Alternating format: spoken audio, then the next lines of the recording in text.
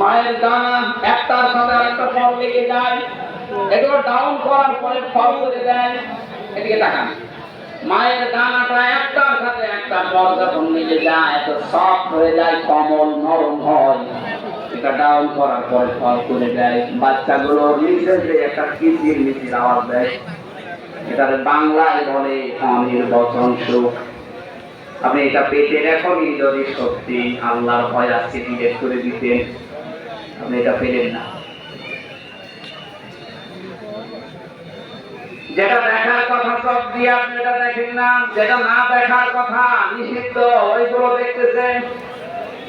আল্লাহ বলেন তাকাও ফালা ইয়ানজুরুনা ইলাল ইবিলি কাইফা খুলিকাত ওয়া ইলাস সামাই কাইফা রুফিআত ওয়া ইলাল জিবালি কাইফা নুসিবাত ওয়া ইলাল আরদি কাইফা সুতিহাত।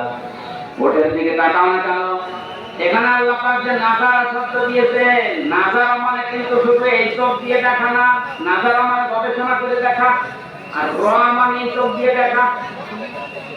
আল্লাহ আফালা ইয়ানজুরুনা নজর দিয়েছেন, এই পৃথিবীর মানুষেরা ওটার দিকে একটু নজর করে দেখতে পারে না, চিন্তা ভাবনা করে কিভাবে তারে বানালাম। একটু আকাশের দিকে তাকাও না কেন? এতটুকু একটা প্যান্ডেল বানাতে কতগুলো কোটি দিয়েছ, বিশাল আসমানে কোনো কোটি নেই, একটা বড়ের জন্য দিদিকে নাড়া দেয় না। পাহাড় গুলো বানিয়েছে আমি ট্রেকের মতো।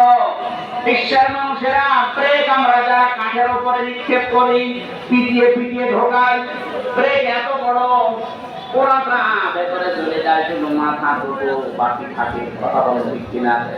আল্লাহ যদি বলেন পৃথিবীর বুকে আমি ট্রেক স্বরূপ পাথরগুলো এই পাহাড়গুলো গেড়ে দিয়েছি, তার মানে আমাদের উপরে পাহাড়ের এই যে ৩৬,০০০ ফিট হিমালয়, যেটা ৩৬,০০০ ফিট এত বড় লম্বা, ট্রেকের যদি মাথা থাকে উপরে, ভেতরে যদি প্রায় ১-১.৫ ইঞ্চি ঢুকে যায়, ৩৬,০০০ ফিট যদি উপরে থাকে, কত ৩৬,০০০ ফিট মাটি নিচে আছে বলে?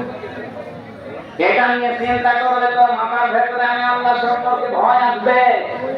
জমিনকে আমি কিভাবে বানিয়েছি দেখো, একেবারে তোলার মতো নরম করে দেই যে পা দিয়ে গেড়ে যাবে, আবার শক্ত করে নেয় পাথরের মতো যে পা তোমার ফুটো হয়ে যাবে। এমন ভাবে বানিয়েছি যেন দেখেও না যায়, আবার শক্ত হয়ে পায়ে ব্যথা না হয়।